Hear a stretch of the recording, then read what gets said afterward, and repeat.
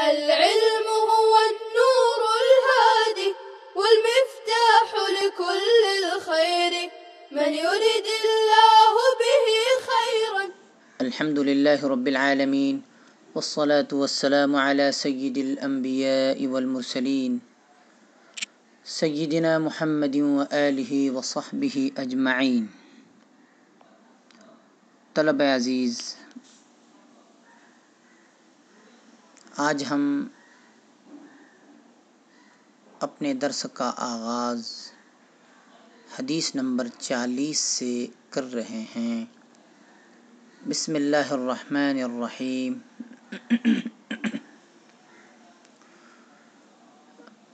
وعن عقبة بن الحارث رضی اللہ تعالی عنہ قال صلیت وراء النبی صلی اللہ علیہ وسلم بالمدینة العصر۔ حضرت عقبہ بن حارث رضی اللہ تعالی عنہ بیان کرتے ہیں کہ میں نے مدینہ میں رسول اللہ صلی اللہ علیہ وسلم کے پیچھے عصر کی نماز ادا کی۔ فسلم، آپ صلی اللہ علیہ وسلم نے نماز سے سلام پھیرا۔ ثم قام مسرعا، پھر تیزی سے کھڑے ہو گئے۔ فتخطى رقاب الناس الى بعض حجر نسائه، اور لوگوں کی گردنیں پھلانگتے ہوئے اپنی کسی بیوی کے حجرے میں تشریف لے گئے۔ ففزع الناس من سرعته، اور لوگ آپ صلی اللہ علیہ وسلم کی تیزی دیکھ کر گھبرا گئے۔ فخرج علیہم، چنانچہ آپ صلی اللہ علیہ وسلم باہر تشریف لائے۔ فرأى انہم قد عجبوا من سرعته، تو محسوس کیا کہ لوگ میری تیزی سے سخت تعجب میں پڑ گئے ہیں۔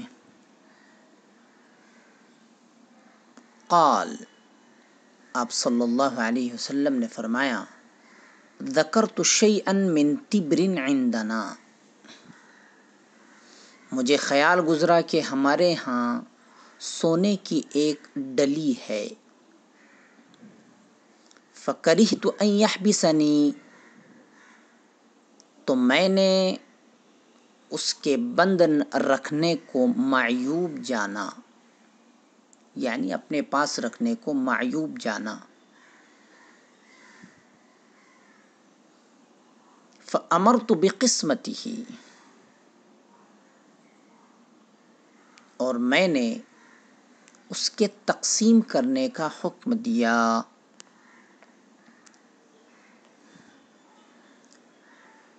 ورا اس کے معنی پیچھے یا آگے کے آتے ہیں، یہ مذکر و مؤنث دونوں کے لیے استعمال ہوتا ہے۔ یہ سوا کے معنی میں بھی استعمال ہوتا ہے۔ من ابتغى وراء ذلك، جو شخص اس کے سوا طلب کرے، یعنی اس کے علاوہ طلب کرے۔ تخطى، تخطيا مصدر ہے باب تفعل، معنی آگے گزر جانا، سبقت کرنا۔ رقاب جمع ہے، واحد ہے رقبہ، معنی گردن یا اس کے پیچھے کا حصہ،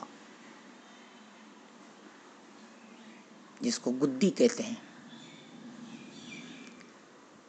فزع، فزعا مصدر ہے باب سمع، دہشت زدہ ہونا، خائف ہونا۔ تبر، سونے کا ڈھیلا جو نہ ڈھلا ہوا ہو، یعنی کچا سونا۔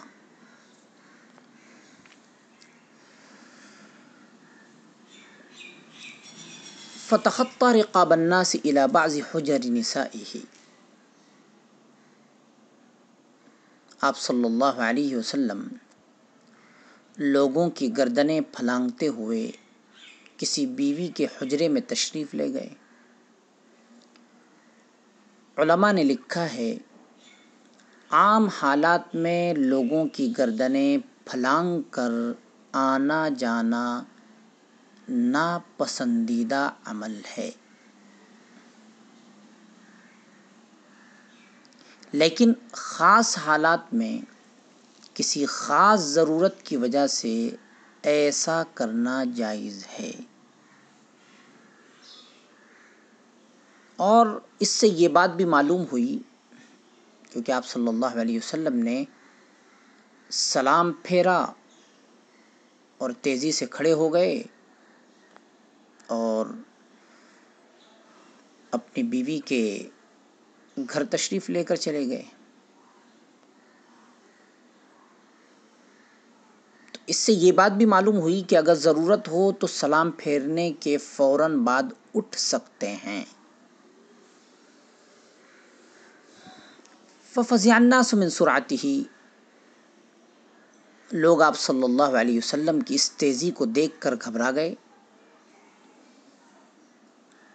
حدیث پاک کے اس جملے سے معلوم ہوتا ہے کہ عموماً آپ صلی اللہ علیہ وسلم سکون اور آرام سے چلتے تھے۔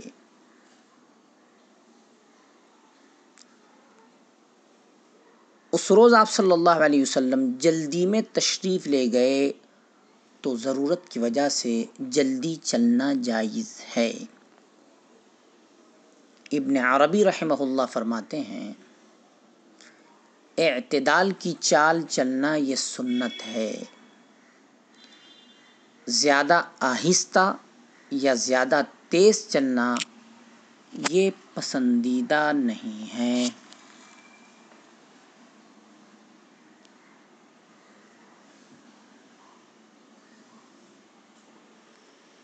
حدیث پاک سے اور بھی کچھ باتیں مستنبط ہوتی ہے، معلوم ہوتی ہے کہ انسان کو اپنے پاس ایسی چیز نہیں رکھنی چاہیے جس کی وجہ سے اس کی توجہ اللہ سے ہٹ کر اس چیز کی طرف ہو جائے۔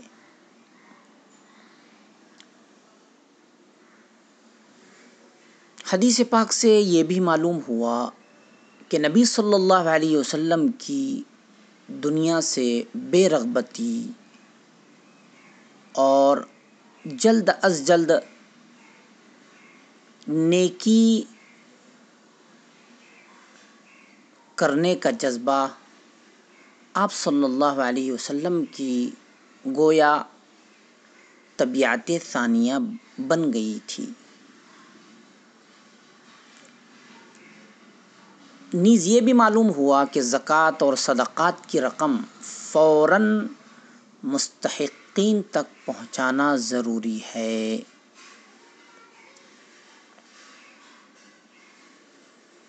نیز یہ بھی معلوم ہوا کہ کسی ضروری کام کے لیے فرض نماز کے بعد کے اذکار کو مؤخر کیا جا سکتا ہے۔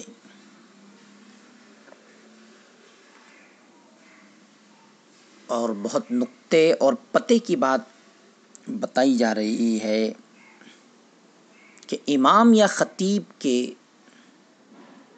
خلاف معمول کام سے لوگ تعجب کر رہے ہو تو اس کا سبب بیان کر دینا چاہیے تاکہ شبہات پیدا نہ ہوں اور لوگ چیمی گوئیاں نہ کریں۔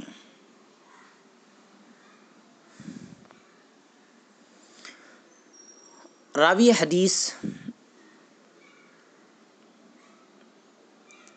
حضرت عقبہ بن حارث رضی اللہ تعالیٰ عنہ کے بہت ہی مختصر حالات ہے۔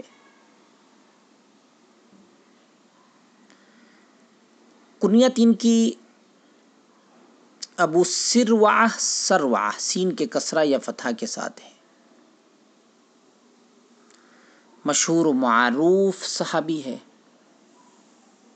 فتح مکہ کے موقع پر مسلمان ہوئے اور سن 50 ہجری کے بعد تک زندہ رہے۔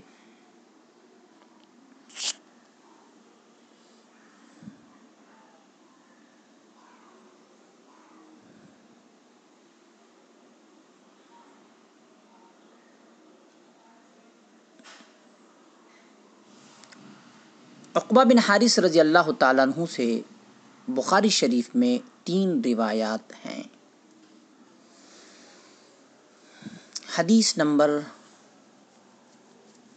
41 کی عبارت خوانی کی جا رہی ہے۔ وعن جابر رضی اللہ تعالی عنہ قال قال رجل للنبی صلی اللہ علیہ وسلم ارأیت ان قتلت فأین انا۔ حضرت جابر رضی اللہ تعالیٰ عنہ بیان کرتے ہیں، ایک آدمی نے غزوہ احد میں رسول اللہ صلی اللہ علیہ وسلم سے سوال کیا، اگر میں قتل ہو جاؤں تو میرا ٹھکانہ کہاں ہوگا؟ قال، آپ صلی اللہ علیہ وسلم نے فرمایا، فی الجنہ، جنت میں۔ فألقى تمرات کن فی یدہ ثم قاتل حتی قتل۔ چنانچہ اس نے ہاتھ سے کھجوریں پھینک دیں، پھر لڑائی کی یہاں تک کہ شہید ہو گیا۔ تمرات معنی خرما، واحد تمرہ کھجور۔ قال رجل للنبی یوم احد، آدمی سے مراد حضرت عمرو بن حمام رضی اللہ تعالی عنہ ہیں۔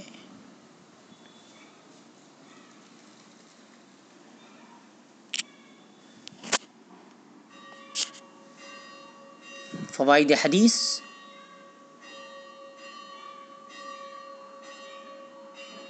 میں سب سے پہلا فائدہ حدیث پاک سے معلوم ہوتا ہے کہ صحابہ کرام رضی اللہ تعالیٰ عنہم کے دلوں میں شوق شہادت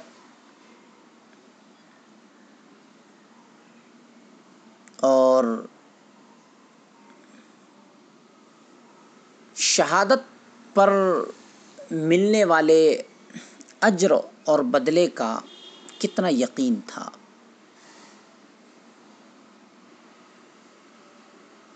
گویا حدیث پاک میں صحابہ کرام رضی اللہ تعالیٰ عنہم کے شوق شہادت اور شہادت کا بدلہ جنت ہونے کا بیان بھی ہے۔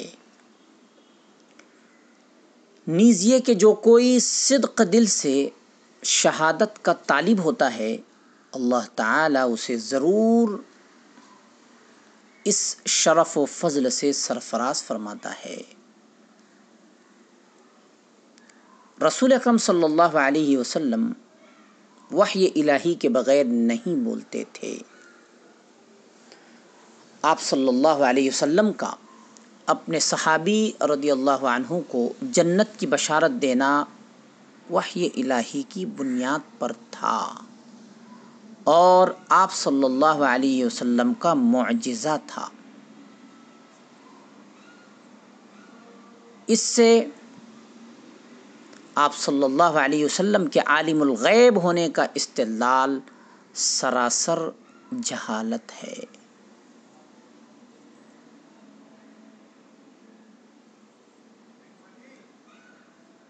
حدیث پاک سے یہ بھی معلوم ہوا کہ اعلاء کلمت اللہ کے لیے لڑنے والا شہید ہوتا ہے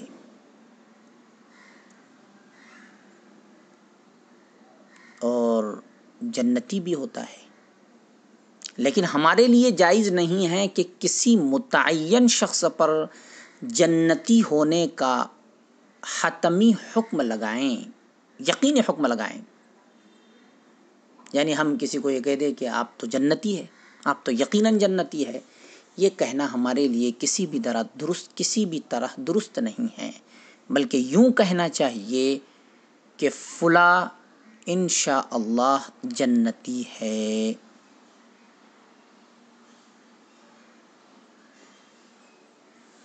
حدیث پاک سے یہ بھی معلوم ہوا کہ ایمان و یقین جس قدر پختہ ہو، نیکی کرنا اتنا ہی زیادہ آسان ہوتا ہے، اور بڑی سے بڑی چیز بھی آڑے نہیں آ سکتی ہے۔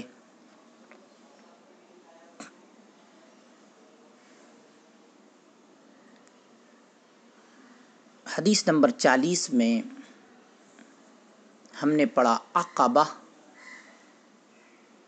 یہ سہو ہے، عقبہ نہیں ہے بلکہ عقبہ ہے، اس لیے آپ عبارت پڑھیں گے وعن عقبة بن الحارث رضی اللہ تعالی عنہ ربنا لا تؤاخذنا ان نسینا او اخطأنا وصلی اللہ تعالی علی خیر خلقہ سیدنا محمد وآلہ وصحبہ اجمعین برحمتک یا ارحم الراحمین۔